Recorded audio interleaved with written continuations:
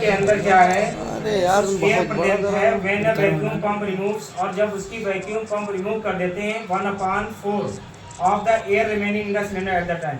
तो ये बताओ सिलेंडर के अंदर एयर कितनी रिमेनिंग रह गई है, air remaining of the cylinder, cylinder के अंदर कितनी। अब वॉल्यूम ऑफ द सिलेंडर क्या होता है, वॉल्यूम ऑफ द सिलेंडर हम बी से शो करते हैं, कैपिटल बी से उसे शो करते हैं। तो वॉल्यूम ऑफ द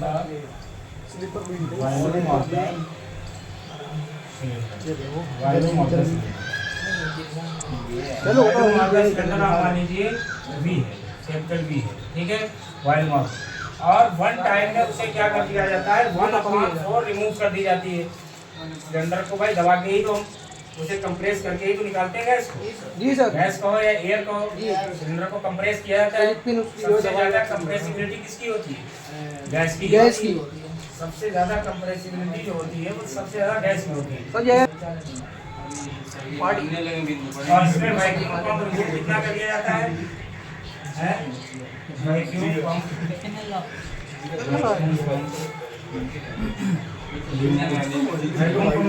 कर दिया जाता है, 1/4 रिमूव कर दिया जाता है।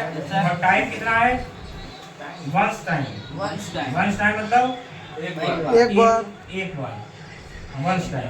और रिमूव मतलब क्या होता है, माइनस, किसी चीज को निकाल देना, कम कर देना, माइनस 1/4 कितना रिमूव करेंगे। तो इसे सॉल्व अगर करेंगे तो क्या आएगा, आप जानते हैं 4 एलसीएम आ जाएगा, 4 बंदा 4 -1 4 के बन गया 3/4 सिलेंडर में इतनी एयर बची है। जी सर, ऐसे ही इसका चलता चला जाएगा। लेकिन कभी भी याद रखिए अर्थमेटिक प्रोग्रेशन जो होता है वो अपॉन वाले में नहीं माना जाता।